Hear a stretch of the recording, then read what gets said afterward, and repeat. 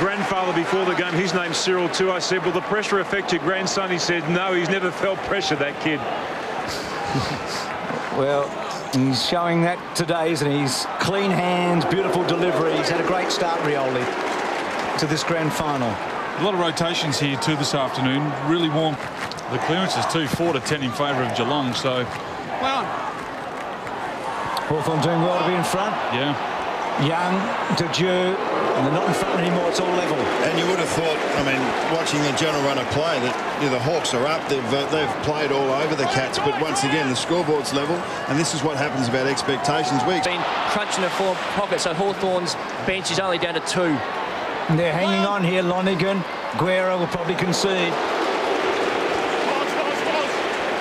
Well, they're holding steady here, the Hawks. Result. I reckon if you didn't look at the scoreboard, you'd think Geelong were 5 in front, not 5 points. No, I think that's fair too. Now Guerra just walking across the goal line.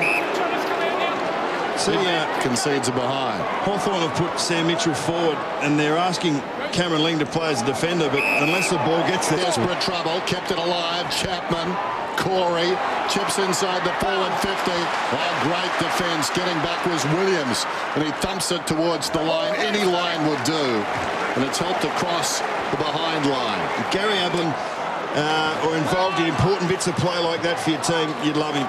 Do you get the feeling Geelong's hanging on now rather than Hawthorn? I do. I think the Hawthorn run was always going to be an issue. Whether Bateman, I mean, it's unfortunate they've lost Young, but they've got one runner down. Harley just warming up in the rooms. It will be super important.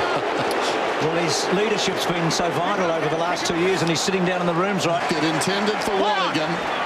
Brown lurking behind. Even though the Hawks personnel is down, we know they're missing a few, and we've got Gillum again stretching his hammy again, but the Cats have actually got to go up a gear to expose that, and they haven't been able to do that yet this match. Birchall walks it behind. Well, they need someone to stand up the Cats. They need someone to... These forwards trying to work out exactly what's going on and how they can fix it. Chance Bateman's coming off. He just caught one in a bit of a collision behind the play. They can ill afford that. Gillum short to Guerra, talking about marking contest with his son, also spotting people up in this situation. Stuart Juice. Sorry, Den. Stuart Juice has come on, and Gary Ablett's going, I need someone to come back and play on him because I don't want to play on him. It's like Pearl Harbor. It's the 8 rush behind. And he sees some options. He's got Johnson, decides to go towards Rook. That was a strange bit of play. Brown brilliantly got back, and then Gillum wants the line, and he gets it.